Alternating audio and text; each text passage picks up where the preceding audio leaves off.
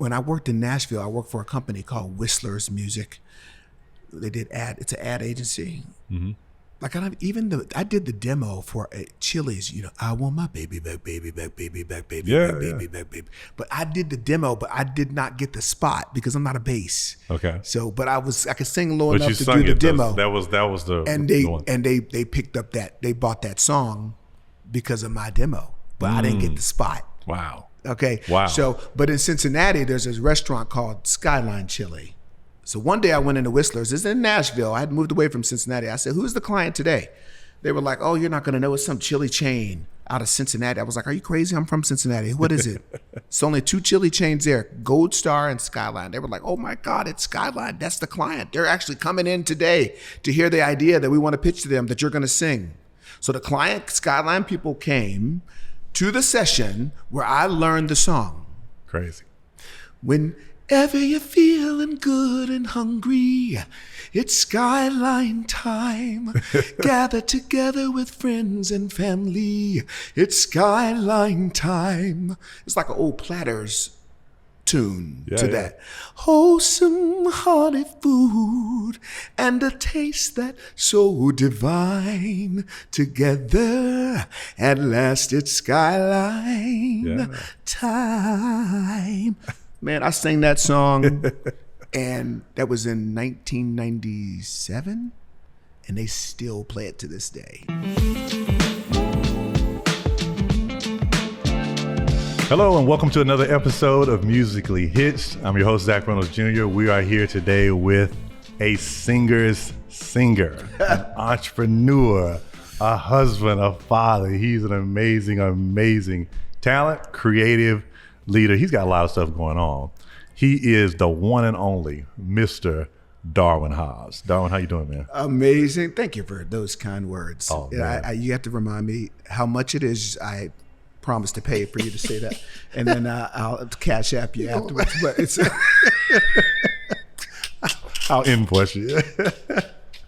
Oh God, no! But thank you, man. I'm so honored to be here. No, man, it's good. It's good to have you on the show. Thank you. It's long overdue. I mean, absolutely. It's not the first time we've talked, but I mean, I'm happy to hear that this is your first time sitting down. Yeah, absolutely. I was jealous. They had Rachel on here, and I'm like, oh, wait a minute. God. Wait 1 minute. Rachel, we got him. He's here. I'm here. So pay attention, watch, and listen. Take notes, because you got a story to tell, man, and it starts in Cincinnati.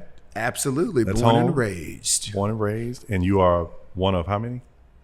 One of 6 kids. I'm the baby, as they say. Oh, God. Can you relate? I can relate.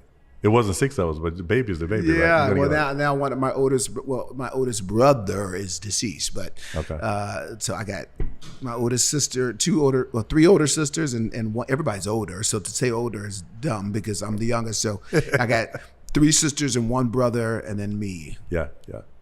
Wow. So musically hitched, that you are. Amen. How in the world did you get hitched? Is this a genetic gift? Are you the only musician in the house? No. There's nobody else is doing what I do in my family. My mother sings. I have a couple sisters that might sing, but they don't do it actively. And I didn't want to be a singer, Zach. I wanted to be a journalist. Really? I never had aspiration or dream to be a singer. I just did not. I wanted to go to journalism school. I wanted to either be, do what you're doing, or I wanted to be, Anderson Cooper or Roland Martin, whoever. I'll say, I wanted to do journalism. Wow. Print or writing, Okay. So, but when I was in church what was I, 10 or 11? And, we went to this church, and my mother made me get in the choir. She gave me a choice. Mm-hmm. She said, you can get in you can do the little junior usher board, or you can be in the choir. And I promise you, dude, I had not sang a note before that. I got in the choir and opened my mouth, and there it was. I start singing. Really?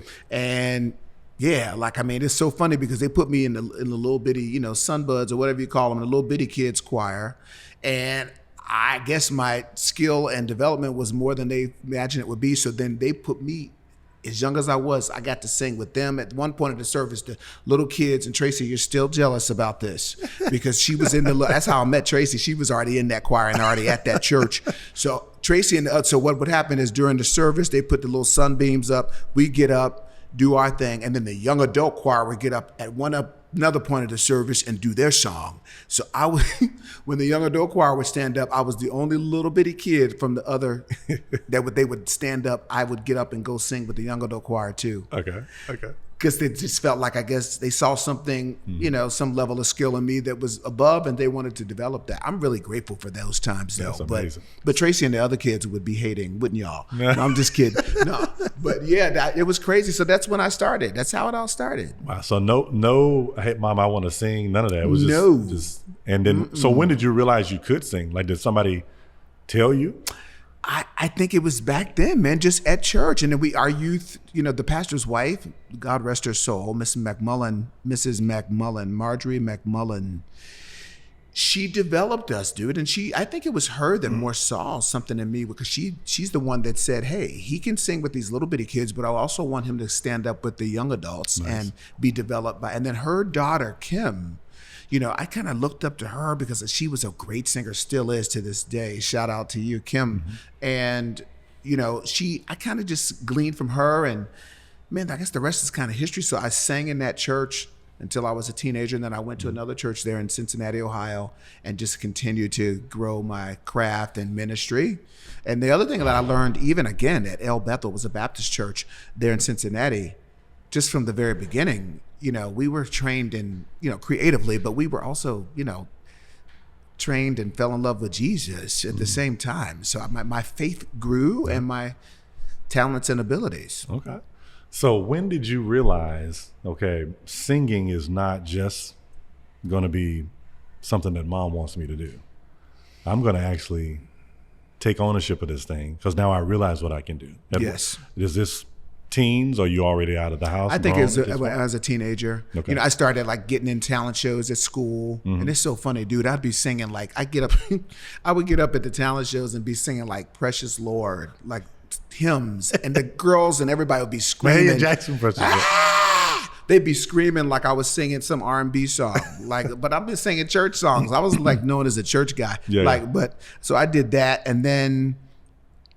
Yeah, it was as a teenager, and then I was gonna go away to college. Well, I did go. This is a long story, but it's not a long story. But I went away to college on a 4-year scholarship, vocal music scholarship, for music, okay, free to Jackson State University. Wow! And I only stayed 2 weeks.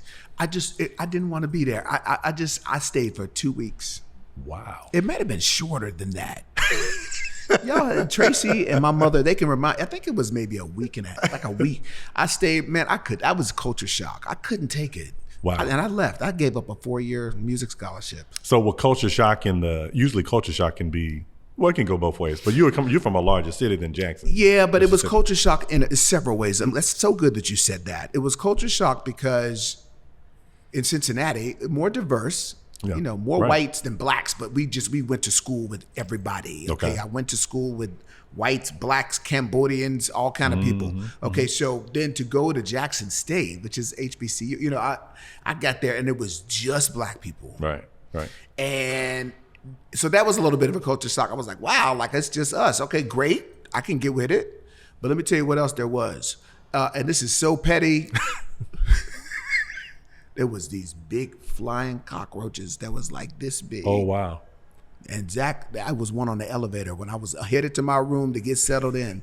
I was like, no, we can't do this. I'm out of here. I'm scared of bugs. And up to this day, I'm terrified of bugs. They was this big, dude, and they was in the dorm. Wow. I said, oh, no, we can't do this. My mother was like, fool, are you crazy? Right. This is some bugs. Step on the bug. You got 4 years for free. Get some raid, right, exactly.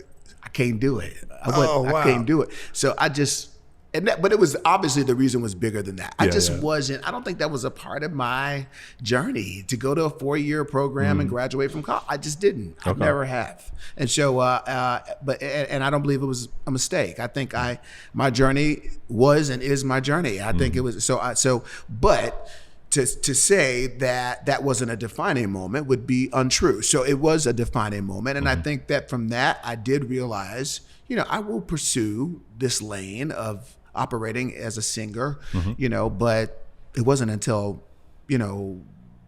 after I got married that I actually took it real serious. And that's when we moved to Nashville from Cincinnati. So. Okay. So what would you say, let's kind of jump ahead and then we'll jump back. Yeah. When you think about the music business, what have been some of if you had to name your top or maybe your top 3 pivotal lessons as a professional musician? What are your can't miss, gotta have this? These are non-negotiables for me. Lessons for me that I've learned. Man, I think the number one thing is building solid relationships. I think that's what's kept me, even to this day, somewhat relevant and engaged in the community, the industry, the relationships. A lot of people are not real good at building relationships, not ones that last. Yeah. So I think that building the right kinds of relationships gives you longevity. And I used to pray like, God, I don't want to be here today, gone tomorrow. I would like longevity. I want to be here. There's a Bible scripture that I love that says, I think it's Proverbs 20:23. I don't know if it's 20:21. It says an inheritance is gained too quickly in the beginning is not a blessing in the end. So I was like, man, I don't want stuff to just come on me and I'm just, quick to here today and then gone tomorrow. Yeah. I feel like if I'm going to do this, especially what I'm doing, calling it ministry, I want to be always able to have the ear of the listener, which means I would have longevity. I don't want to grow old and then people just don't want to hear from me anymore. So when I started, man, this was like 30 years ago almost. And here we are now, this many years later, and I do believe that I still have the ear of the listener. Whoever is called to hear Darwin, they're still hearing me. So I think longevity, dependability is huge because, first of all, in this business, the business of music, ain't nobody gonna call you if you're not dependable. They might call you, but you won't get the call again. So when I was in Nashville, man, I lived there for almost 5 years, and I did over 700 studio sessions as a background singer. Wait a minute, 700. You heard what I said. 700. That's all I did for a living. Like every week, like 5 days a week, I would be some days I had 3 and 4 That's sessions. That's almost a session a day for 2 straight years with no Sundays, no days off. I was that busy. Wow. And I would have multiple sessions because, let me just tell you, like when I first started, this is back in the mid 90s. This is Nashville. Benson Records. Yeah, this is at Benson Records. Like I forget the name of the street. I would say it. I want to say Winter. No, that's not Winter Circle. That was EMI. Okay, so like they used to have writers, or like at Benson, they would have a writer department, like where songwriters actually reported there all day, and that's all they did was write songs. They had a studio there on that floor, and they would write songs. They had these writing rooms, and so most of the songwriters though didn't sing, so then they needed demo singers. So I would report to Benson at 8:00 in the morning, and just sing demos all day. Wow. For writers. Somebody writing in that room, they got this song done, they need a demo of it. I would just sing. Sometimes I would leave that building making $2,500, which was a lot of money back then. In a day? In one day. Wow. Because I would go and sing demos for writers. Did y'all we don't have that anymore. 2,500. Now is this still happening today? Is that opportunity? Well, I don't know. Still exists today. I don't know that it's probably as lucrative because now, like I said, the scenario that I was in was that there was a staff of writers for a label that all were in the building at one time. Needing a Darwin to demo the songs that they would come up with. Nowadays, people are more self-contained because they might be, I'm writing at home, and some people sing their own demos. Yeah. Some people don't make demos. They just kind of make a voice note on their phone, send it to the artist. I got this song for you. A lot of artists are directly connected with writers. So sometimes demos are a thing of the past. Yeah. But back then, this is the good old days. You need a demo of that song because if I'm an artist and you want to say, hey Darwin, I got a song for you, I'm like, send me the demo. I want to hear what it sounds like. Right. So I did demo sessions. So 700 sessions comes out of me doing demos. It comes out of me doing background sessions, which I did tons of. I was a contractor too, so I would hire singers. And I didn't just do church like music. So I did country, which was huge in Nashville. Oh, of course, yeah. I did country sessions, I did R&B, I did gospel, I did Christian, CCM. So, I mean, and that was the crux of my work. So I just, and nowadays they're not even, BGVs are still present, but they're not as popular as they used to be back in the day. Like back in the day, every song almost was hinged on the BGVs, you know. So in Nashville, again, me, Tiffany Palmer, DeJuan Starling, you know, Tabitha Fair, Gail Mays West, and Angie Prem Wright, and Ann McQuarrie, and man, Chance Scoggins, and Michael Miller. I'm naming all these people. Leanne Palmore. Man, Gerard and Jovan Woods, we had it on lock. Natalie Grant, who's now an artist, you know, in her own right. She's probably the top female CCM artist.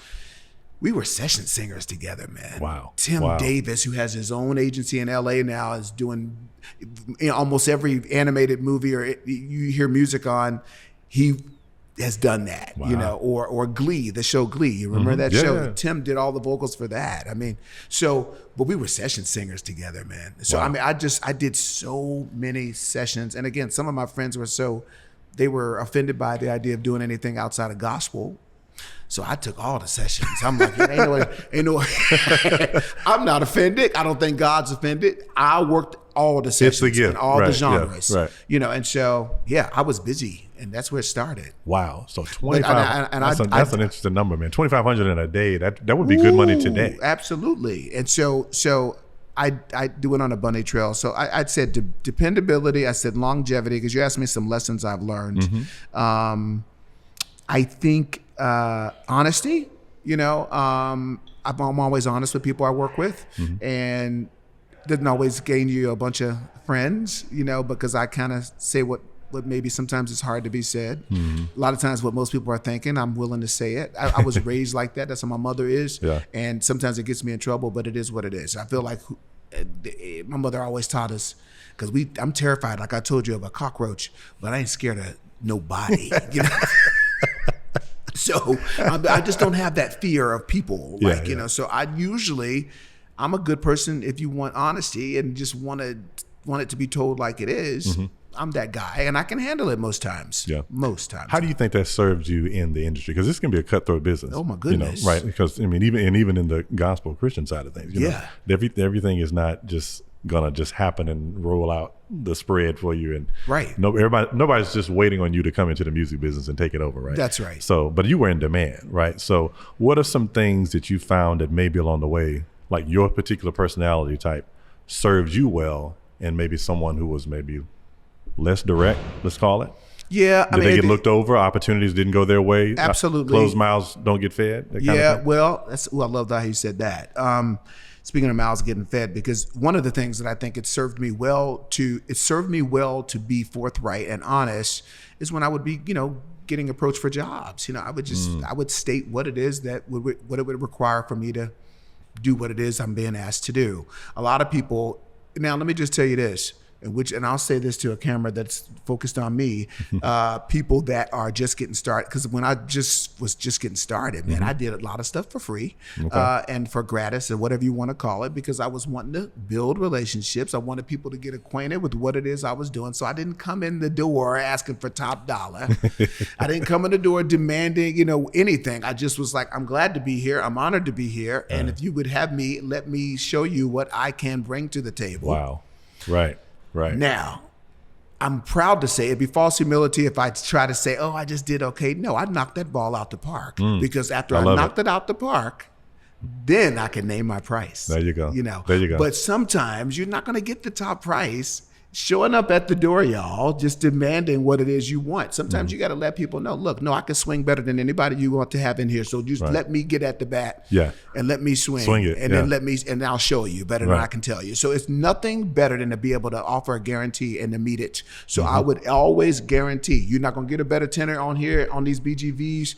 You ain't gonna get a better contractor. You're not gonna get a better. I'm gonna do the job just as good or better than any other guy singing tenor that you can hire. And I was always able to meet that challenge. And so when I did that, then I could back it up. I could back up my demands by delivering the goods. So, you know, again, in an honest, open way, I was known to just, hey, this is what I need. This is what it is. This is what, and you know what? In Nashville, man, we had people, even the producers, very honest and open with us, even concerning our craft. Like, I mean, I had a big, robust voice. It's still like that. It's thick. Yeah, it is. You know, so when singing BGVs, it takes a lot of work for me to blend. Yeah. Because otherwise, I'm big. You know, and not just big in stature, but big. My voice is big, and so I would have producers say, "Darwin." Sometimes we'd all be facing the mic just like this at a session, and they would say, "Darwin, you turn and sing to the wall on the next pass." Oh yeah. The first two passes, which is the number of times we do it. The first, for y'all, if those of y'all don't know, when you're in the studio and you're stacking the parts, okay, they got 3 stacks. Yeah. Well, each time you do a stack, it's called a pass. There Okay, you go. Teach it. Yeah. So they would be like, "Darwin, on the third pass, we want you to turn opposite and sing towards the wall. Everybody else stay forward." Now, I could have got offended by that. Why are you telling me to turn around? Right. But it was because my voice was big. And they're like, "We're getting too much Darwin. You turn around." And I would sing towards the wall on the next pass. It gave the balance out the sound. You heard it in the mix. Nowadays, you can't even tell people they're singing pitchy or they're singing too loud. They get offended. I'm like, you can't put your feelings on your shoulders. Well, this goes back to what you said was relationships. We talked about relationships and we talked about longevity. Yes. Why do you think that the creative struggles with that concept? Because if nobody was struggling with it, then we wouldn't have stories. We wouldn't be able to mentor people in areas and say, hey, you need to be nice. You need to be on time. You need to be prepared. A lot of the things that we talk about are not musical at all. They're relational. So why do you think that's such a struggle for the creative? Well, I think sometimes it's on our part, because what I hear you saying is, why is it so difficult at times for creatives to really be relational and build relationships? I think a lot of times, because you're either being relational or you're being transactional, to what one of the two. And I think so many times, either we are just so after the transaction that we don't take time to build a relationship, or the people that are wanting to hire us. This is the same thing I get, like even as a worship pastor working in churches, okay?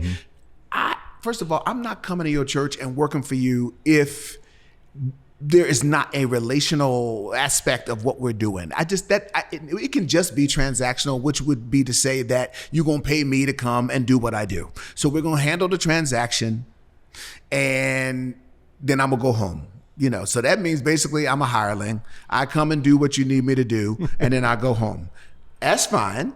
Some people report to work. They work for Coca-Cola, whoever they work in, but it ain't got nothing to do with faith. It's just a job. They go and they complete the transaction. The transaction is you come, you be a secretary, you go home, you get your paycheck, you go and you come back week after week. But in the faith circle and in people that, you know, in jobs like I do, like as a worship pastor, I believe that it needs relationship connected to it. A lot of times, again, it's on the creative side where we're so hard after the transaction, we forget about building the relationship. But a lot of times it's on people that are hiring us too, because they just connect themselves so much to our gift that it's not a matter of getting to really know us. It's just, again, it's all transactional. There's no relationship connected. So then it's like a vicious cycle. Everybody runs through this, get that bag and then go. And just get the bag and bounce. Nobody's taking time to build relationship. They don't take time. You and I, again, this is my first time on Musically Hitched. We've been knowing each other for years. It was because of, even if it wasn't constant, we still related to each other, which would have that's what made you want to have me come and talk to me further. You know, you could have wanted to just talk to me because I'm an artist and whatever, but we got some relationship. Okay. So, and that's not always possible and not even always necessary. So I want to be balanced with my statement, because you can't have relationship with everybody. Some things are just a transaction. When I want to cook Chick-fil-A, I'm going to satisfy a transaction. I'm going in the drive-through, give me a number one, and I'm going to press my way. And that's the transaction. I'm going to give my credit card and it's done. Transactions are fine. But in certain instances, I believe that it needs to be both relational and transactional. And I think a lot of times for creatives, our gift is what sits at the center and the foundation of what's happened. So then a lot of times once you've contributed your gift, that's all people focus on and it's all we focus on. And therefore the relationship goes out the window. I just happen to be a tad bit more relational in general. That's my DNA. Some people are more, my wife Traci is more, she's more of an introvert. So she's not given to a lot of, being relational. Okay. I know, I don't know if you are up on the Enneagram scale, which is a personality module that lets you, Enneagram, ENNEAGRAM. Y'all should look that up and figure out what number you are on an Enneagram scale. It gets you personality types. Yeah. And some people are not real relational. They're not caring about what people think about them. They're not wanting to really engage beyond the surface. Mm-hmm. I think creatives a lot of times are extroverted introverts, man. Yeah, kind of like, so, which, you got creatives that are both introvert and extroverts, but a lot of times, dude, we're so busy, like focused on, again, our craft, our gift, and what that can do for us as it pertains to completing a transaction, making money, so then sometimes it's hard for us to relate to people, but it's very important to build relationships. That's all we really have. Right. To me, this is my opinion. Relationships are vital. Yeah, well, they connect to the relationships directly connected to longevity. I don't think you have longevity. That's right. If you're horrible at relationships. That's right. I just don't see them ever connect. That's the truth. And so because let me tell you, the work, I haven't recorded a full album in 13 years, but I'm still engaged. I'm still relevant. I would like to think I'm still, engaged, beyond just my four walls, beyond just my family. I'm still, and I still got relationships. I still got relationships in the industry. I still got relationships in ministry. There's people, I will never, as they say, be broke, because I could always, if I was sitting at home and just let's say nowadays I don't do much of itinerary ministry, as they say. I don't go out doing a lot of church gigs, and I spend most of my time in the local church setting being a worship pastor. Okay.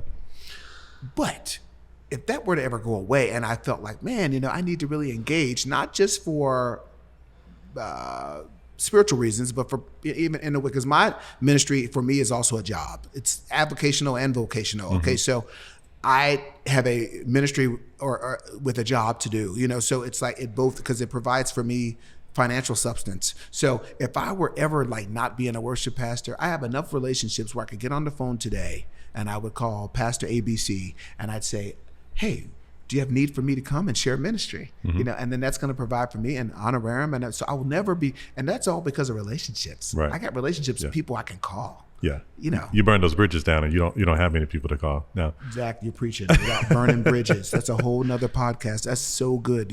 But we can't do that. No, you can't. You just can't. So take me back a little bit. So that's good though. Relationships and longevity. How did we get to Nashville? I want to make sure I didn't miss that and that our listeners didn't. So you were in Cincinnati. We went to Jackson State. Yep. Bug said, you out of here. Now we're back in Cincinnati, but we end up in Nashville and we do 700 sessions. So how did we bridge the gap between Ohio and Tennessee? I went to a CeCe Winans concert in Cincinnati. And then I met her then MD, which is a guy named Roger Ryan. Okay. And Roger and we started talking back and forth on the phone, probably a two-way pager back then. I don't know what it was, but we started talking, keeping in touch. And so I then started, just kind of confiding in him about, these are aspirations I have. When I went to CeCe's concert, I saw our background singers up there. I thought I could do that. I had dabbed a little bit in the background thing with a artist locally named Rodney Posey. Love you, Pastor Posey. But so he really, and Donald Lawrence, they gave me my first official background opportunity. It's the first time I traveled to do backgrounds long distance with Pastor Rodney. We went to North Carolina to record his album. What's the one song we recorded? El Shaddai, El Elyon. I was in the choir, Doctor. Adonai, we praise you and let you high. Yeah, so, but man, no. So I did that. But then talking to Roger back and forth, long story short, Traci and I decided I would move to Nashville just to pursue being a background singer, ultimately being an artist. But it's not ice cold. It's a connection. So absolutely, there was still see relationships. Exactly. Built with Roger Ryan, moved to Nashville. Roger was involved with a group called Veritas then, which the director was Fred Vaughn. I joined Veritas. We went to a session to do backgrounds on a guy named Michael Cart. Michael Card is a guy that people don't know his name. He's a white gentleman. He wrote the song El Shaddai. It's so funny. I was just singing that. But he wrote El Shaddai, El Shaddai, El Elyon Big hit. Adonai. Big Right. hit. So Mike Card was recording an album. We went as Veritas, the group, to sing the BGVs. He's a CCM artist, more Celtic, high church kind of artist. But Michael Card had a couple of gospel theme songs on his album. So they brought Veritas in to sing the BGVs. I went and did that. Mm-hmm. So in between, they tell us to take a break as the singers, to go in the break room, get you some. So then they called me into the control room. I was like, oh man, what I did is like my first session. This is my first session in Nashville. Really? I said, now they're calling me to the side. I'm probably not doing something right. And man, it was his producer, Phil Nash and Mike Card. And they were like, hey man, there's something special about you. Like, do you think we could have you stay behind after the group leaves? Wow. To kind of just try out like a little B section on this song? I was like, whoa, yes. Yeah. Man, I ended up doing 2 duets with Mike on that album. And then from that, he asked me to come join him on a tour. So I went to Ireland, Scotland, London. I did that tour with him. And that is really where it all started as a professional. That was really where, that's the first time I ever been out of the country. Mm-hmm. So I started touring with Mike Card, and the rest really is history, because then after that, I signed a record deal with EMI Gospel. So I was their first solo male artist. So take me down. That's a bag we got to get into for sure, the EMI days. So, and EMI doesn't exist. It's Motown. You can't go Google it now, but it's Motown Gospel, right? Yeah. But you can learn about. So that's amazing. So the first session turns into, in essence, a tour. As a background singer, right? And and it's funny because I say a background singer, but when I started the tour with Mike Card, it was just me. He was there singing with his guitar. Phil Nash was on the keyboards, and I was on the microphone with a shaker. Like so I was really a percussionist. Auxiliary, yeah, right. And singing and doing the shaker to cathedrals full of people in Ireland. Now let me tell you, then I would step out and do my little solo. Emmanuel, our God is with playing and singing us, and if God. And man, then people would sit there like this and just look at me like I was crazy. Okay, because I'm the only black face in the room. Mm-hmm. So I was like, wow, like they don't like what I'm doing. But after I would get done with the song, it felt like they would stand up and clap for 5 minutes. Yeah. It's just so then I start learning about culture. Mm-hmm. I was like, wow, they don't respond how we respond. Because I'm thinking I am bombing, like I'm dying a horrible death. These people are looking at me like I'm crazy. But when I would get done and sing my last note, they would give me a standing ovation. They were locked in, yeah. And then I was like, okay, they don't respond the way we respond in our culture to singers that they like. They were more like hanging on every word I was saying. Yeah. Like they just consumed it differently. Mm-hmm. So I learned about culture, and man. So I toured with Mike, and then he invited me to bring some other, because he said, well, we want to bring like the same songs that Veritas did on my album. When we do this tour, we want to actually have a black choir, which is the words they use. Mm-hmm. We want to have a black choir to come on the road. So I got some of my friends, like 8 of them from Cincinnati. And then we went on the road with Michael Card. Wow. Which is now, like, I think Wikipedia, they call it the Darwin Hobbs Choir or something. I'm like, I ain't never had no Darwin Hobbs Choir, but that's how, Wikipedia, people can put the stuff in there themselves. Right. So, but we toured with Mike. And then, like I say, the rest was history. Then I was doing like this coffee house called Jam and Java in Franklin, Tennessee. I went on one of the nights and just stood up and sang a couple songs with somebody playing, I think, was it Chris Rodriguez? Somebody was playing guitar with me. And Sean Tate, this guy was there in the audience. Sean was he was working for Sparrow Records. But Sparrow Records at the time, Bill Hearn and Peter York were the presidents. They said they were planning on starting a label called EMI Gospel. Mm-hmm. Sean was going to be the marketing director for EMI Gospel. He heard me sing in a coffee house, approached me, and said, I work for Sparrow Records, but they're going to start a label called EMI Gospel. Would you come in and have a meeting with us? I think they would love to talk to you. Long story short, I went in, had a meeting with Peter York, Bill Hearn, met Sean Tate and a guy named Ken Pennell, who they were hiring Ken Pennell to lead up EMI Gospel. Mm-hmm. So they signed me to that label. And really, Ken didn't even really sign me. Bill Hearn said, Ken, we're hiring you to start EMI Gospel, and this is a guy we want you to talk to about bringing on your label when you start it. So I was the first signing, really. Actually, the first artist they released was a choir out of Toronto, Sharon Riley and Faith Corral. Then they signed me as a male artist. Montrell Darrett, they signed him. Then Smokey Norfolk and some other people came after. But yeah. So you were at a coffee house. This was a I coffee was at a shop. coffee house, man, called Jam and Java. So you had, did you have a routine or a regimen as an independent artist?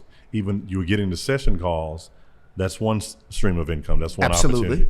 But what were you doing for yourself? Was that a gig you booked for yourself? Well, let me tell you, I was doing BGV sessions.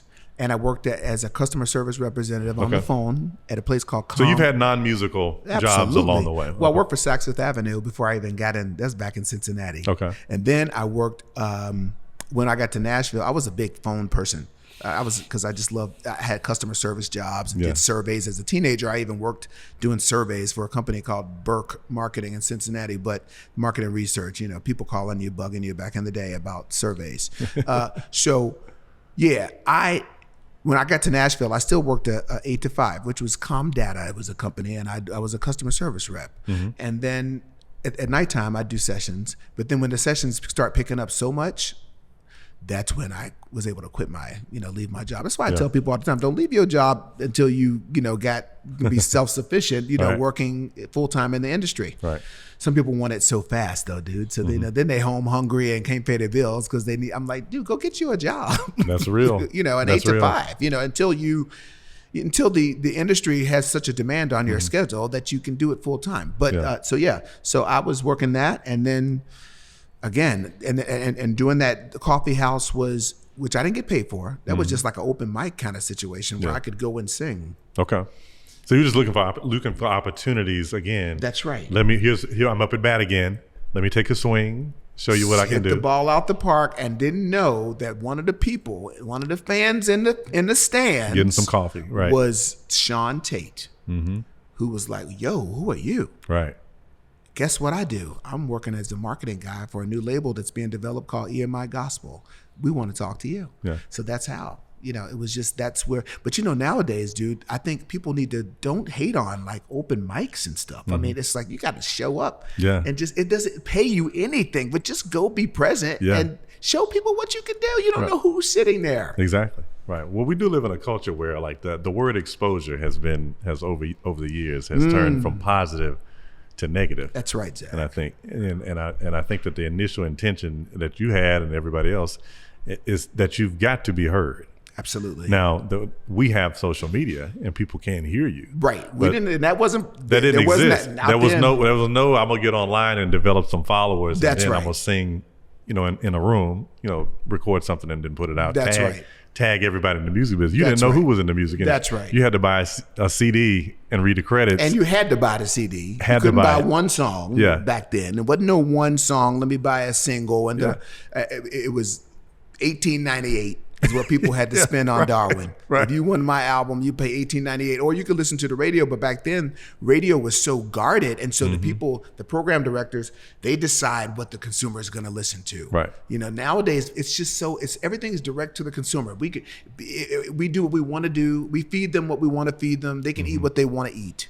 You know what I'm saying? It's like we offer, everything is just so, the line of demarcation and the control of it all that's a thing of the past. So, but back then you would, outside of me showing up at Jam and Java to sing those songs or being on a session where somebody hopefully hears me, there was no social media. Yeah. So right. You just had to build it. So and it's one gig at a time. It's one song at a time. It's one open mic at a time. That's right. And you just never know who's listening. But you also were not turning your nose up or down at that opportunity. You sang at that coffee shop. Yes. Like he was hoping singers on the label were going to sing. He saw synergy.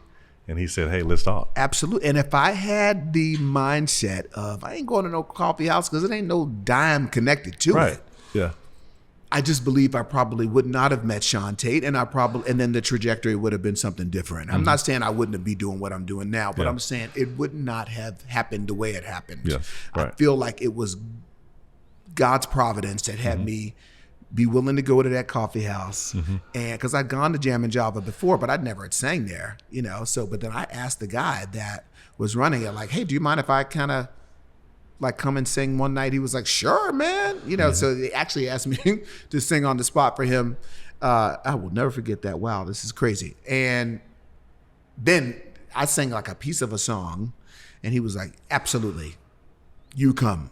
Nice. When you want to come." I forget his name. And so, John somebody. But yeah, man. So, and there's still opportunities available like that outside of social media.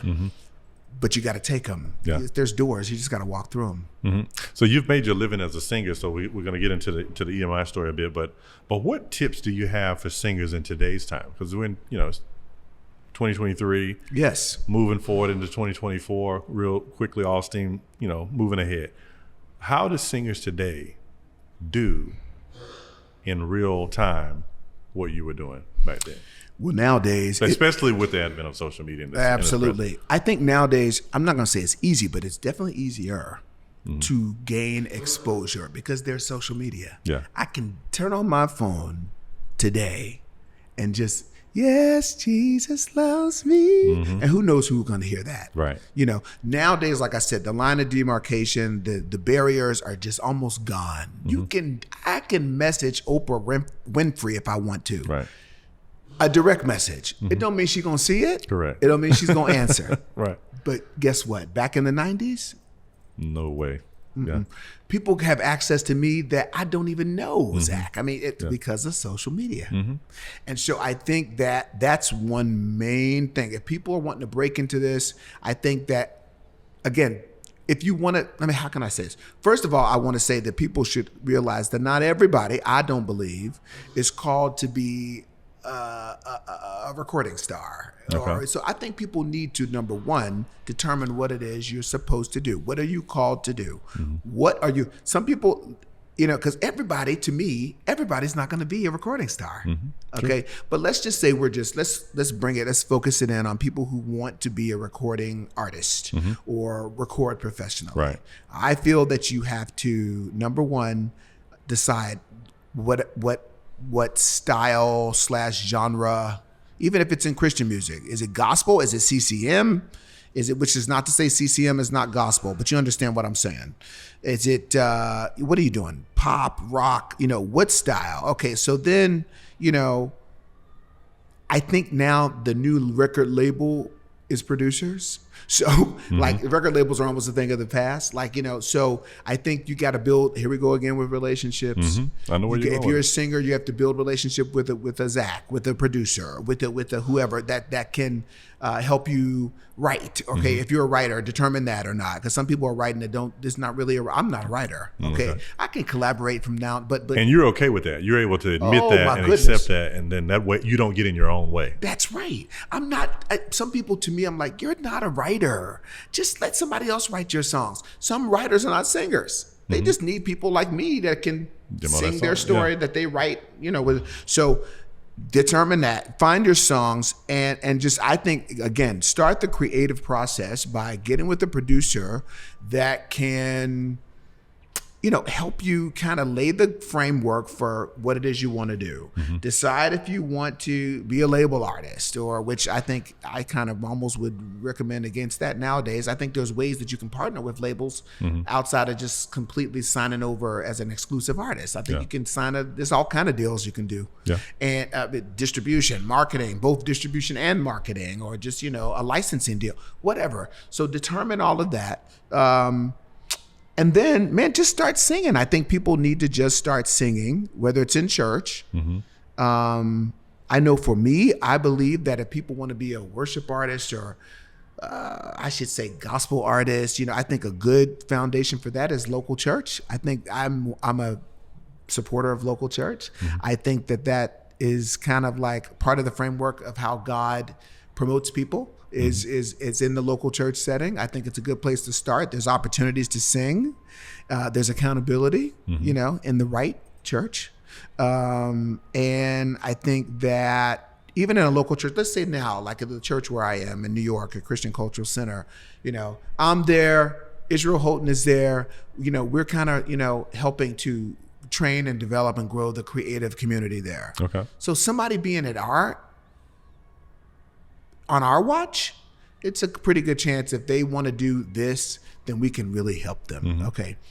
Israel and Darwin are not in every church though. Right. So I'm saying, I'm not going to put this out there like, oh, hey, so then everybody's joining the worship team because that's an opportunity for me to launch my career.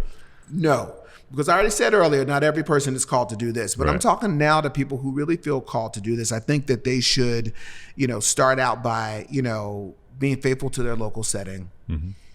Because that gives you training, it gives you on-the-job training, it gives you opportunities, it gives you, training in other areas, not just in your art, but in your heart, okay? Because that's why I call my thing HeartArt Worship, okay? Because I think any of us that are doing this in the faith lane, then we should be perfecting both the heart and the art of worship, not just our craft. So, but if you're in a local church setting and you're actively participating, then you can get art and heart training. You got a good pastor you're listening to, they're helping you train and grow you in Jesus. And then you also got a good worship pastor and music director that's helping to train your craft. So do that. And then again, relationships. Build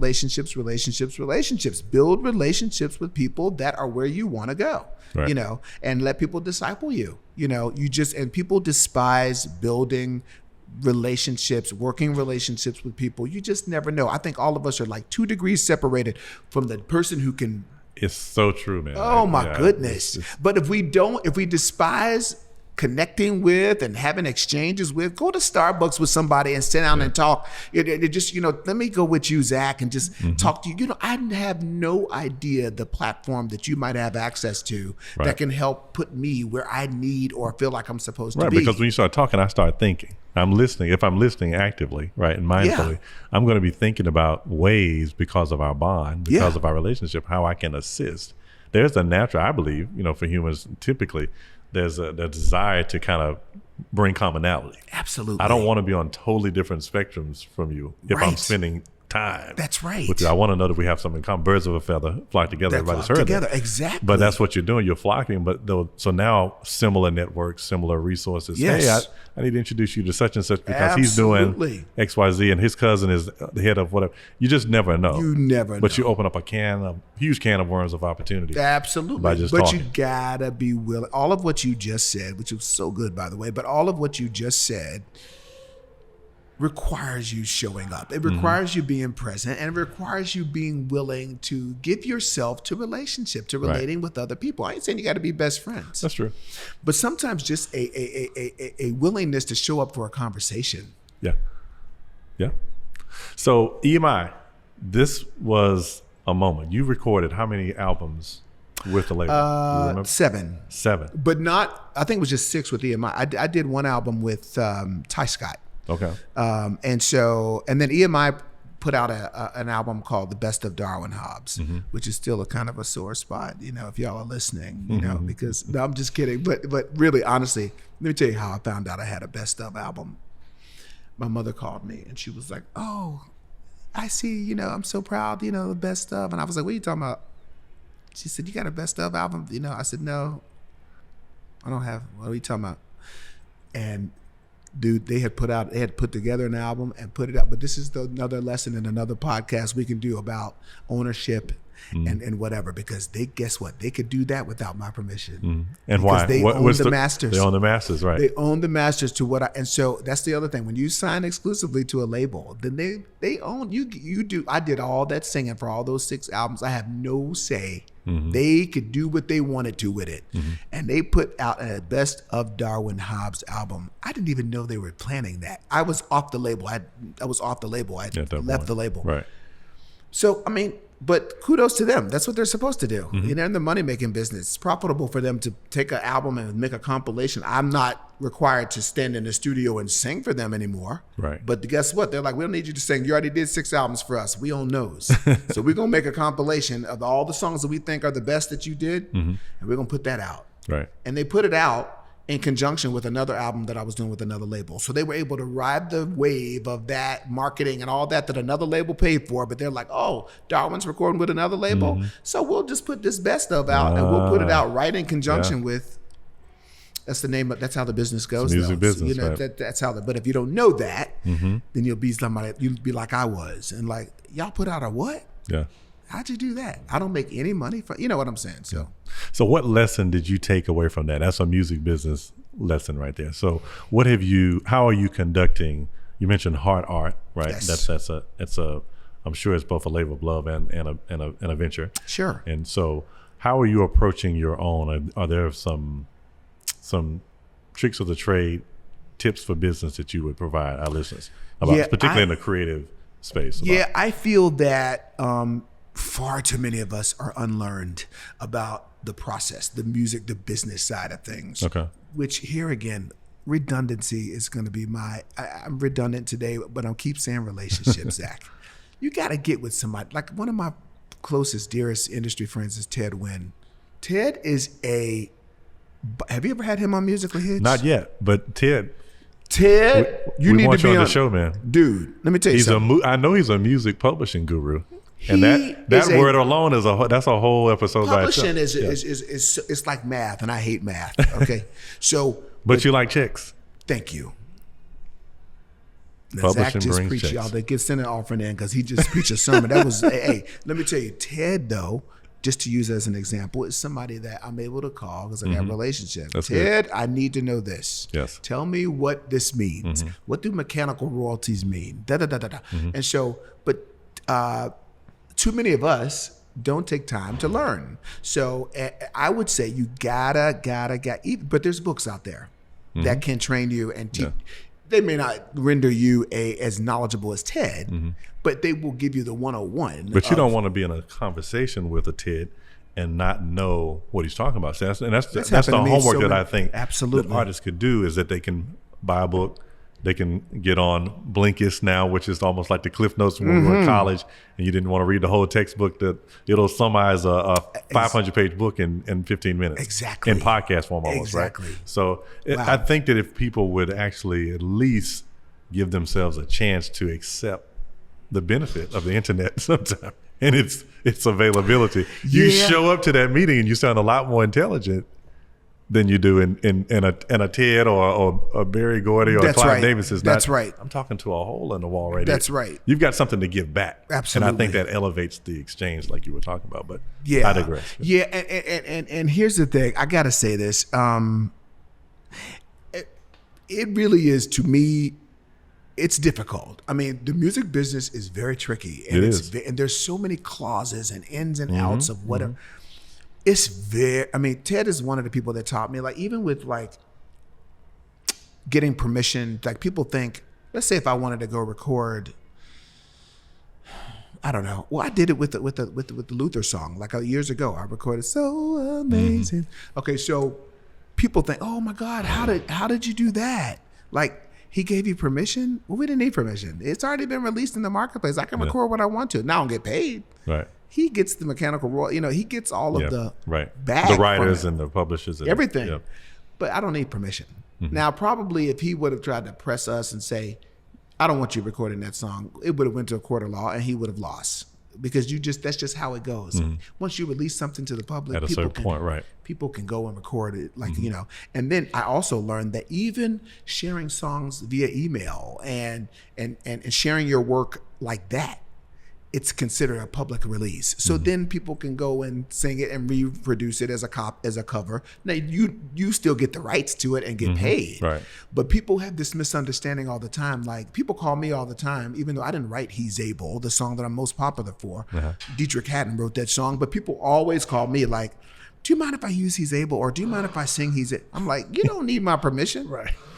First of all, I didn't write the song. Dietrich did.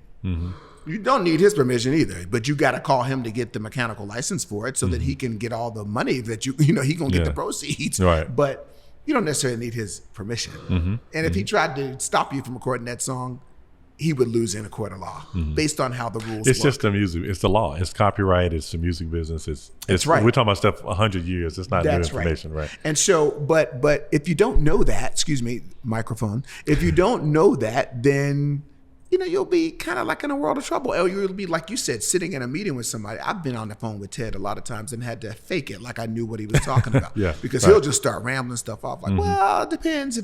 I'm asking him about one thing and then he gives 5 answers. And I'm like, 90% of what he just said, I've never heard it. I don't know what it means. But see, because I'm forthright, I'm going to say it. Let's break this down. What are you talking about? Right. What did you mean by that? Right.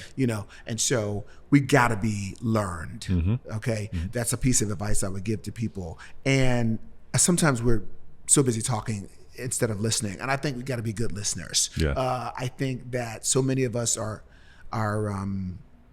we've just, in a way of wanting to be so after it.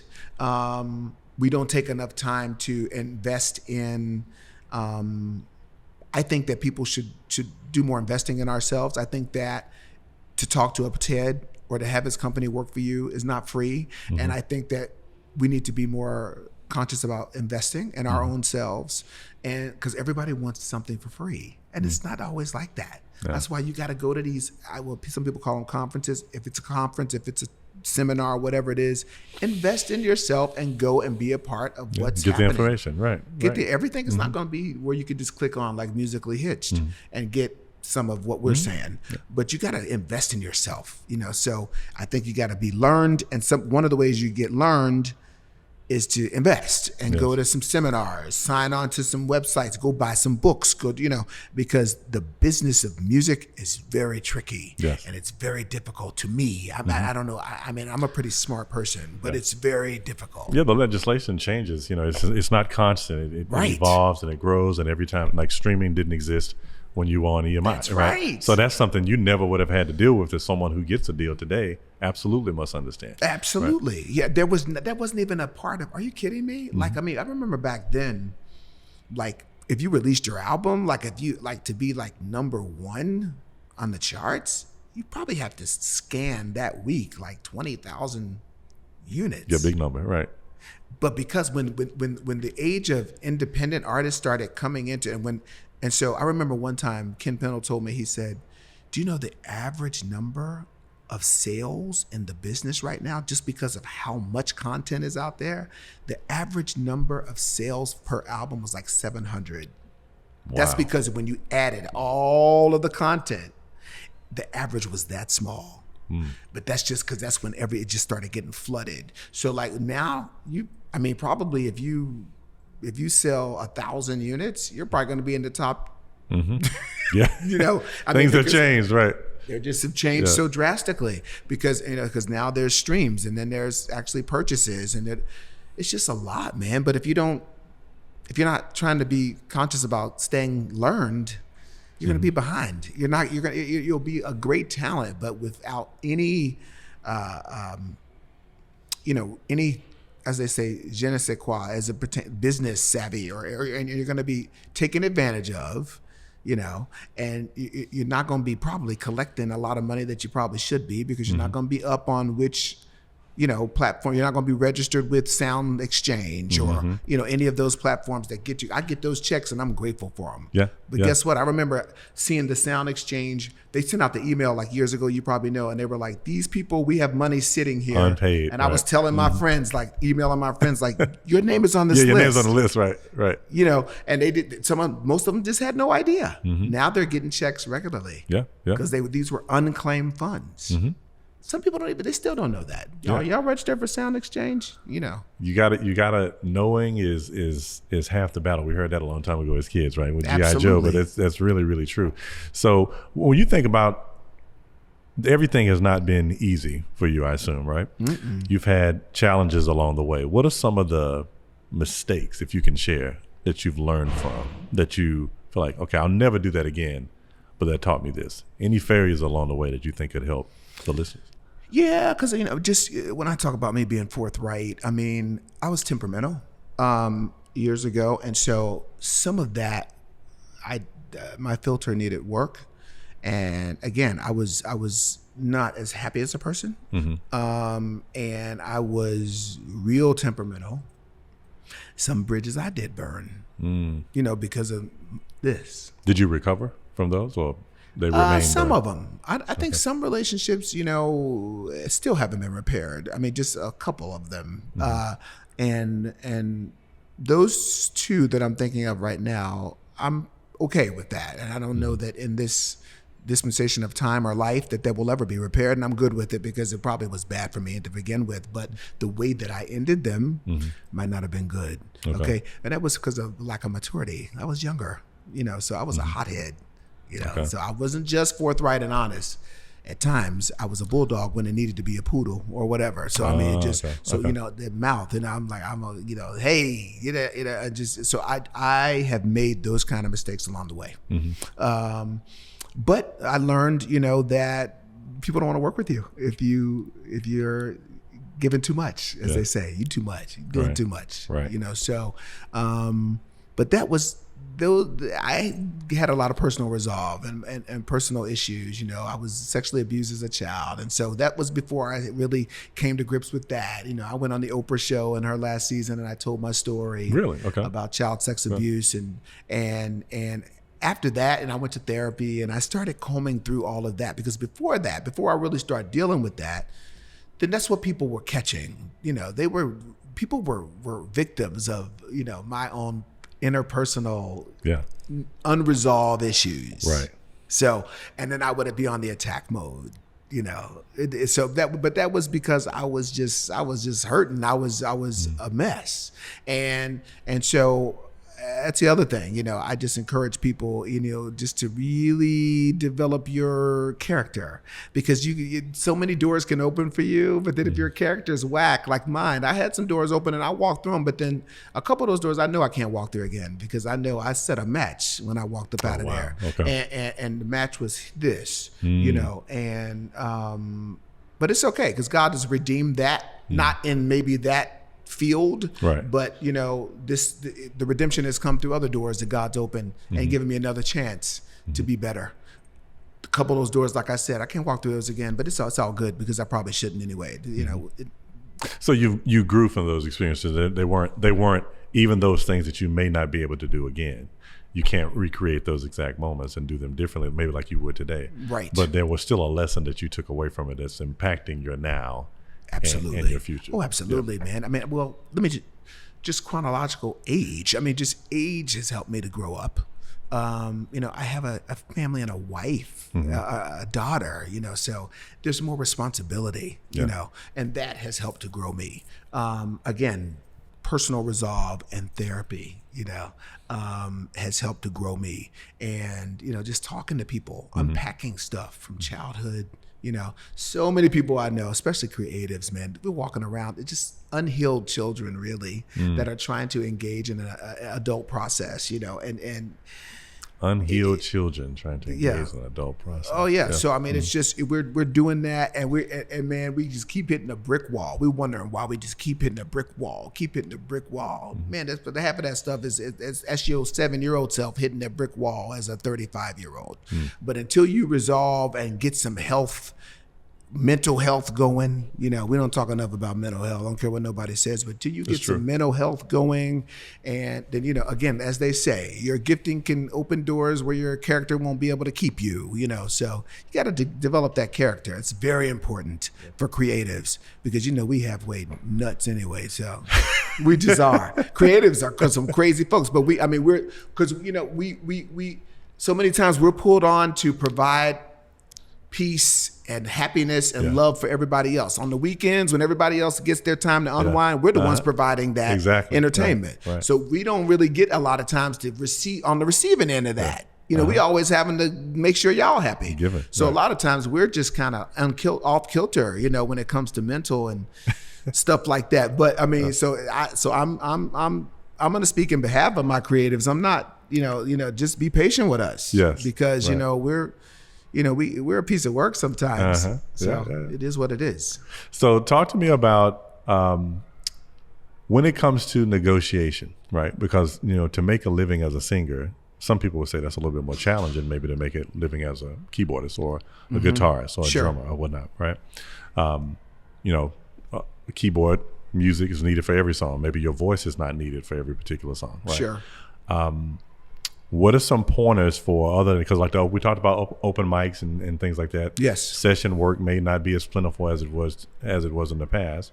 And let's face it, everybody doesn't attend church. How can singers make a living from their voice, even if they are not currently in demand? Are there other things that you can do, have looked into, even as a vocalist yourself? But how can I monetize this gift? Man, I mean, first of all, that's a great question for this day and age, because obviously one of the main ways people would, as a singer, that would make money is to record music and record yourself and release that into the market. But I can speak from experience, dude. Like, I've not always been a recording artist. I've not always recorded albums. Okay. All those years in Nashville, most of those years, I did studio sessions.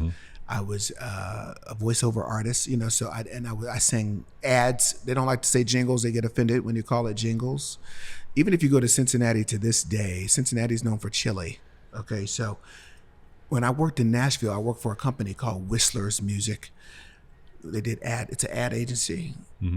Like, I did the demo for Chili's, I want my baby back, baby back, baby back, baby back, baby back, baby. But I did the demo, but I did not get the spot because I'm not a bass. Okay. So, but I could sing low enough to do the demo. That was the one. And they picked up they bought that song because of my demo, but I didn't get the spot. Wow. Okay. Wow. So, but in Cincinnati, there's this restaurant called Skyline Chili. So one day I went into Whistler's. It's in Nashville. I had moved away from Cincinnati. I said, "Who's the client today?" They were like, "Oh, you're not going to know. It's some chili chain out of Cincinnati." I was like, "Are you crazy? I'm from Cincinnati. What is it?" It's only 2 chili chains there, Gold Star and Skyline. They were like, "Oh my God, it's Skyline. That's the client. They're actually coming in today to hear the idea that we want to pitch to them that you're going to sing." So the client, Skyline people, came to the session where I learned the song. Crazy. Whenever you're feeling good and hungry, it's Skyline time. Gather together with friends and family. It's Skyline time. It's like an old Platters tune to that. Wholesome, hearty food and a taste that's so divine. Together, at last, it's Skyline time. Man, I sang that song, and that was in 1997, and they still play it to this day. You sung that like you did it last night. They still play it. Y'all in Cincinnati, you know I'm not lying. If you go to Cincinnati Reds game, if you go anywhere in Ohio where they have Skyline, I'm the voice of Skyline. And I've been since the 90s. I used to get a check every 9 weeks or 12 weeks, a nice check. And then in like 2003, they called me and they were like, "We want to buy you out." Now, it wasn't dumb. I needed money at that time. So I took the buyout. Now, they still play it. It's 2023. They still play it and they don't have to pay me a dime because they bought me out for perpetuity. Here's the thing that I think I have working in my behalf, Skyline. I think my voice is now synonymous with their brand. So if they ever want to change the commercial, shoot your shot, they man. Probably got to just look me up again because they need this. They need this voice. You need me to still sing because there's nobody. Together, at last, it's Skyline time. Everybody wants to hear that. They don't want to hear somebody else singing about Skyline Chili. So you're still in the business. That's right. But so people can do ads. If you live in a city, that's why I tell people you got to go to the oil field for creatives. Listen, Cincinnati is not an oil. Well, I'm saying be wherever God has you to be. I'm not telling people to move up and get up and move and leave and just be reckless. So I'm saying if you're digging for oil, you need to be in an oil field. To me, the oil fields for creatives right now, some of the wells go deeper than other cities. Atlanta's a great oil field for creatives. Chicago is great for like ad work because they got a lot of ad companies there. Of course, New York, LA. I understand that Charlotte might be getting a little bit creative with what's going on. Maybe Miami, Nashville, Music City, USA. So I'm saying to me, sometimes geographic location means a lot. So, because there's opportunities. When I lived in Nashville, I would never have a dull moment. Every day I could work a session if I wanted to. But in Atlanta, even the session work here is not as plenteous as it might be in another, Now Atlanta's, it's becoming a hotbed for some BGVs and some, especially now though for actors and actresses, because it's like the little South Hollywood now, with all the movie lots and stuff like that. But man, session work, ad work, working for churches, because a lot of churches pay their worship team now. Especially here, right? Absolutely. The Bible Belt, right? And of course, like I said, if you're called to record music, then you would do that. But, that's a good question, Zach, because really, honestly, it's not, it's hard to make money as a singer now because even as an artist, music is free now, basically. Yeah. So, even if you're like going to call yourself, that's why I tell people, if you're calling yourself a praise and worship, I'll look at you, a praise and worship artist, or you're doing, faith-based music, then make sure the music you record is something that a church is going to want to invite you in to do, because so many people release music that they call faith-based, and it just doesn't find its way to being palatable to a corporate setting. Yeah. So then you got a whole album full of music that's slamming now. I might get on the treadmill to it. I might work out to it. I might want to ride in my car and listen, but is Pastor Johnson going to invite you in to sing the music? Because that's, in a practical sense, that's how you make money. Yes, right. So you got to be mindful of that. People are not practical in their decisions, even when they record sometimes. They record music as a gospel singer that's not going to land them in front of the consumer, where's the consumer for gospel most times? Sitting in church. I know there's people that don't, because it's online church now and people stream and whatever. But I'm still saying, record the music that's going to land in the laps of the consumer so know who your consumer base is. Record that for those people, So when I record music, I'm hoping that, and it has worked for me so far so good, that when I release the music, I need for churches to want to have me in. So I can sing it. That's my, what I'm saying? Otherwise, this is going to be, I'm going to be at the crib. Yeah, exactly. You know what I'm saying? So I think that's, but man, making money, like if you're in music nowadays, to me, you ain't doing it because it's lucrative, unless you're somebody who has the potential to have a lot of live performances, or unless you're a writer, but other than that, or unless you are a viable enough option to tour, which is, touring is kind of picking up nowadays, but depending on who. You better have a real good following that's going to show up, buy a ticket for you, and come see you. Yeah. So as we get closer to the end, I want to ask you something. You've got two special ladies in your life.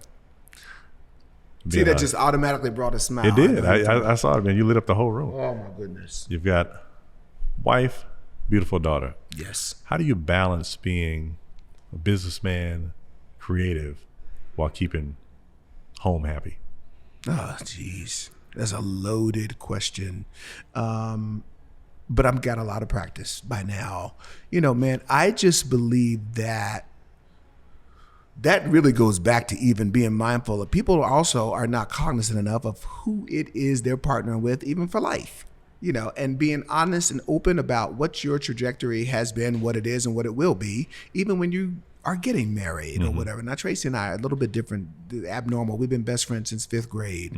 We've been married for 30 years. Was Traci aware of your musical dream? Did she accept it, or did she know it? Did she sign up for it, if you will? She definitely signed up for it. Okay. And so hasn't always been easy for her to walk that walk. Because then I'm gone, especially earlier. Because when I was earlier in my career, I was always gone. I was on tours. I was, whatever. So that's a lot of away time. Then we didn't have Bethany then. So then she's home by herself, she's always worked outside the home. So she did have work to kind of as a distractor for her, but for the most part, it's still hard. I don't care what you do. So you have to really, really, really be cognizant and be intentional about building a real solid foundation for your home space and your home and your relationship with your marriage or your partner, whoever it is. So, I mean, this ain't marriage counseling, but it is what it is. I mean, it really takes a great deal of intention and understanding and honesty about what it is I'm called to do and what that's going to require of my time and my schedule. And there's just a huge amount of understanding that Traci and I have, per se. A lot of that understanding comes from years and years. Like I said, we've been best friends since 5th grade. She's known me before she just has been there, okay? Yeah. Married for 30 years. So, I mean, we just have a lot of experience under our belt. But even somebody that doesn't, I don't care if you've been married for 3 years or 3 months, still needs to be a very open, honest dialogue about what it is I'm called to do. And then to balance that, dude, like even for me, just in a practical sense, like when I'm home, I'm home. Like I draw some boundaries with, Traci has something called, which, you know, I'm probably spilling the beans because I told her this needs to be copywritten, but she calls it loading. She says, all right, we're all loading. She says, for me, Bethany, she and Bethany and myself, we're all going to load from 7 to 8. Loading is an acronym she came up with, which is life off of and away from devices. Okay. LOAD.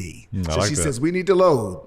Okay. That means we're going to live off of and away from these devices, our phones, our tablet. So we already know. Traci, Bethany will come in, mommy says, time to load. Yes. So then we put our phones away, our devices away, you know, and that's just, and she as a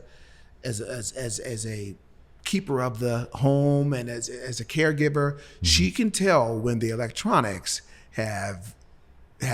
we've gotten off balance. Then she'll say, you can come off of those.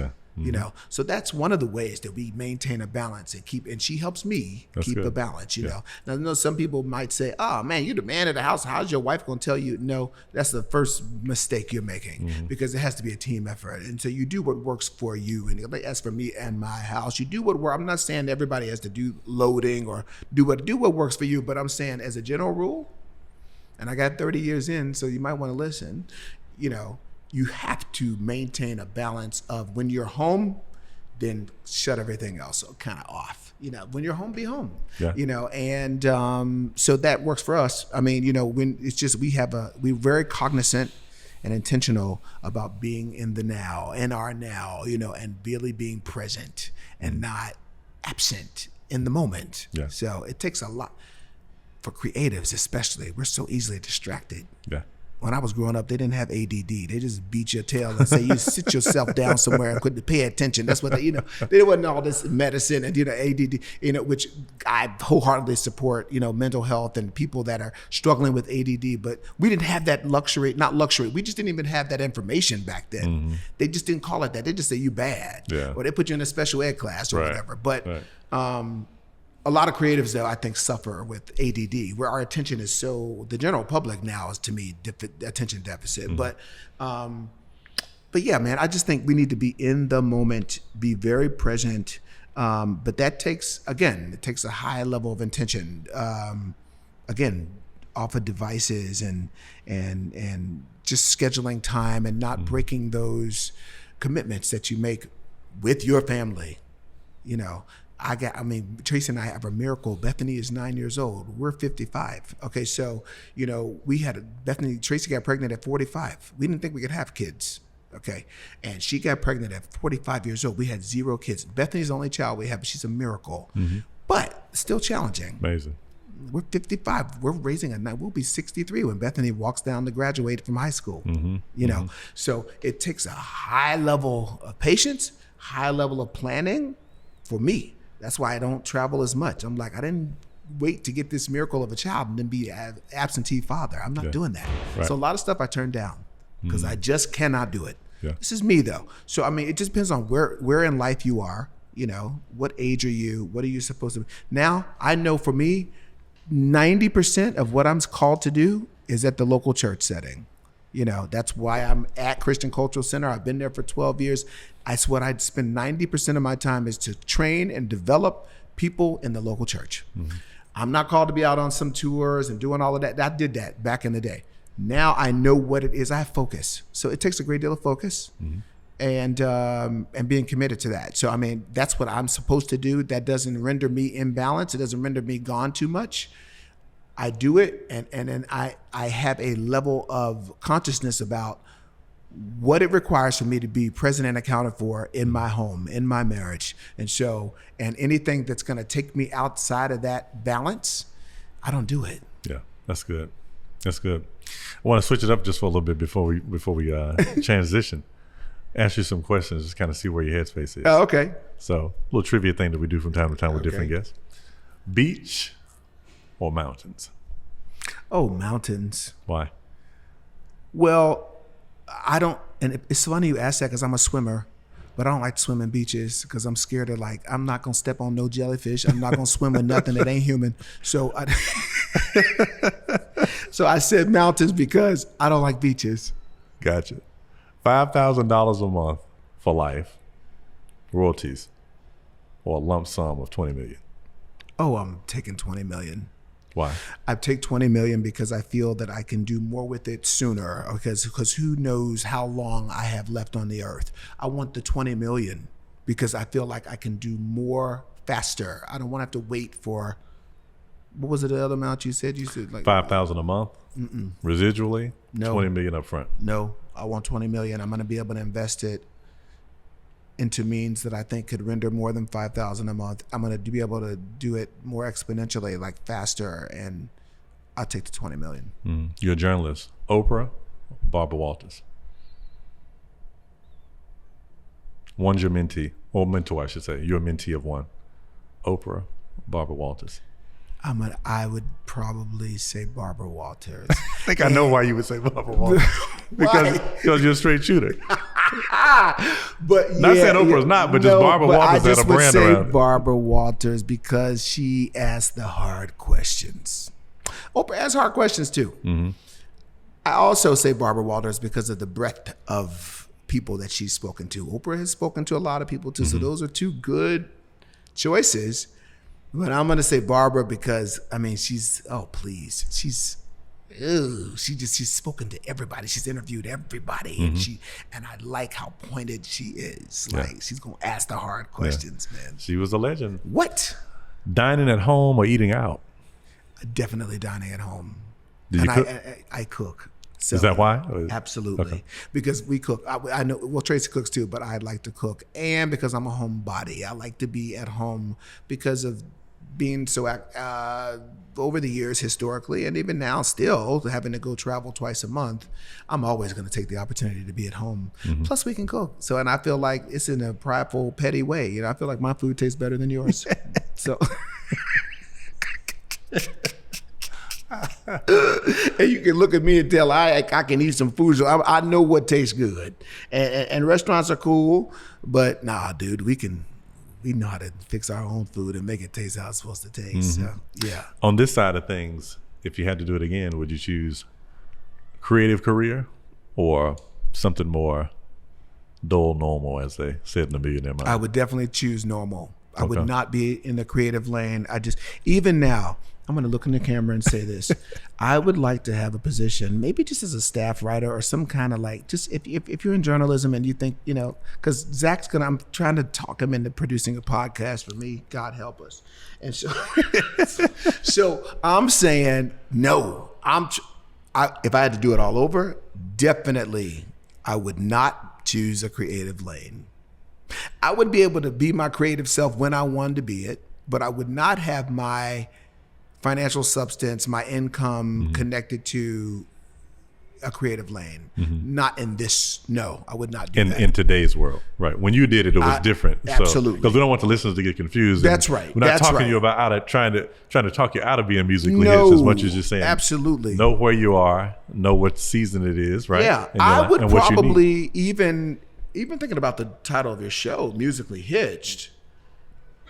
I would be hitched as an A&R person at a label, or work under the roof in a more 8 to 5 capacity than I would be on the creative side of it. Well, Gotcha. That's all creative. You know what I'm saying? It's all creative, but I would function differently than what I do now. I wouldn't be an artist. Yeah, I got you. Fair enough. Yeah. So this has been amazing. Oh man, I love it. Tons of nuggets, tons of wisdom.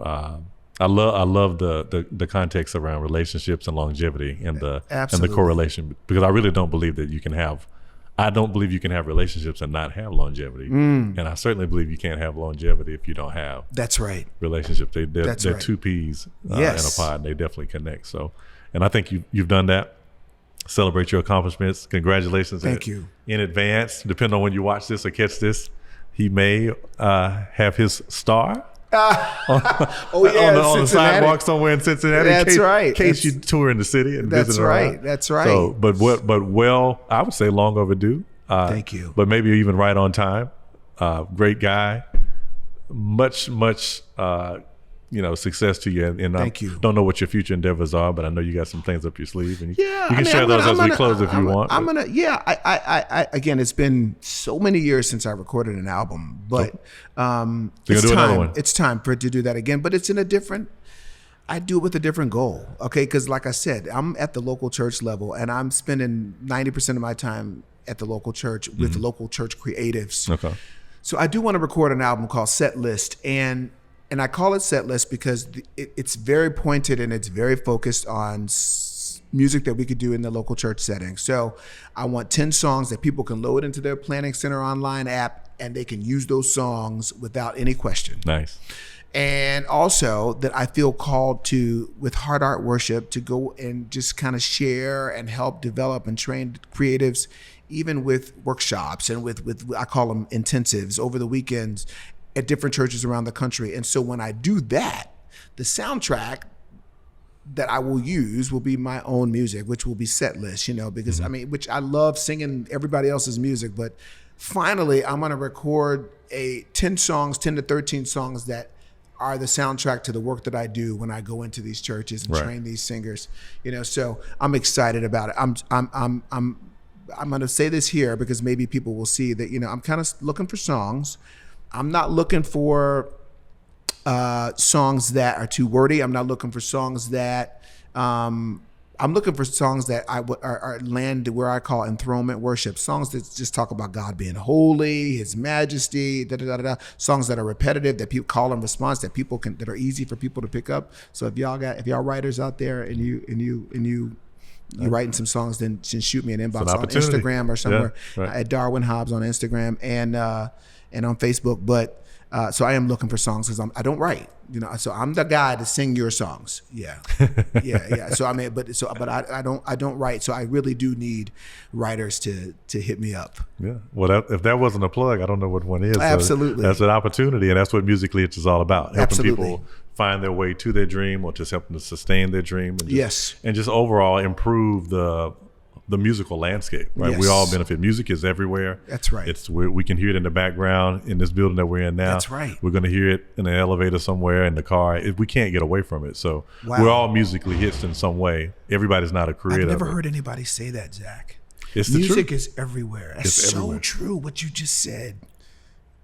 I'm probably gonna post that.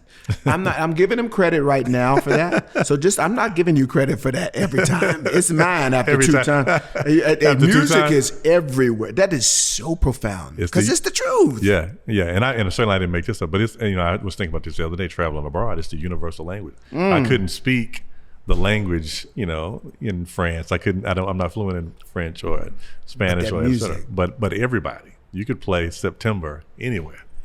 And no matter what language you speak, the movement, That's right. it all comes in sync. So it's a powerful gift. Absolutely. Don't ever lose yours. I won't give up mine. Let's keep doing it. And you keep doing it. Absolutely. That's what this is all about. Absolutely. So thanks for coming on the show, man. Thank you, brother. I'm so grateful. Finally, this has happened. Yeah. Rachel, we made it happen. So Speaking of Rachel, she's going to produce this Set List album. Now, she ain't just a background singer. She's one of the producers. you're letting the cat out of the bag. Absolutely. So, because, and it's so funny because she's one of the few female in gospel I don't know if there's any other ones that are really doing it, but yeah, I'm so proud of her because, not just a background singer, but she's grown and honed her craft, even as a producer. So I'm excited to work with Rachel. Appreciate you, man. Good to have you on the show again. Thank you. People can find you again before we go. How can they find you online? I'm on if Instagram tons. At Darwin Hobbs. Now, y'all, in my Instagram, I like to crack up and laugh and joke, and so most of my posts are just crazy clips that y'all all send me and inbox me, and I love it. So keep them coming. But I'm on Instagram tons and Facebook. Not as much, but my niece tells me, Uncle Darwin, Facebook is for old people. I'm like, whatever, So I mean, that's what she says. So, but I'm on Facebook, but Instagram mostly. I'm not on Snapchat and TikTok yet. But everybody, again, these young people around me, they're like, you need a Snapchat, you need TikTok, and so not yet, but Instagram, I'm there every day. You're there. At Darwin Hobbs, and you don't have to get permission to follow. You just follow. So well, again, my pleasure to have you on the show, man. Ladies and gentlemen, singer extraordinaire. He's a husband. He's a father. He's an executive. He's a businessman. He's doing a lot of things, and we're proud to say that you're now a Musically Hitched alumni. Your first podcast in the bag. Absolutely. I want to. Is there a way to come back? Is that? Do you ever have people on more than once? Of course. Yeah. Man, good. Absolutely, man. I just want to come back and have a more with our conversation was focused, but I just want to come back because I just love talking to you. So just figure out something that I can come back and be a part. I don't care if it's with other people. Just I want to come back. We're gonna make it happen. We're gonna make it happen, man. All right. My pleasure. Appreciate you. Stay locked in. Musically His. Don't forget to follow us on all social platforms. You can definitely do us a favor, huge favor that helps us out. Hit that plus button on Apple Podcasts. That helps the podcast to grow and reach more people. If you're a YouTube person, hit that subscribe button. That way you miss no episodes. All the notifications will come right to your inbox. We look forward to continuing to bring great content just like this to you consistently. Stay locked in. We'll see you next time. Supporting this podcast is easy. Just hit the subscribe button. See you on the next episode.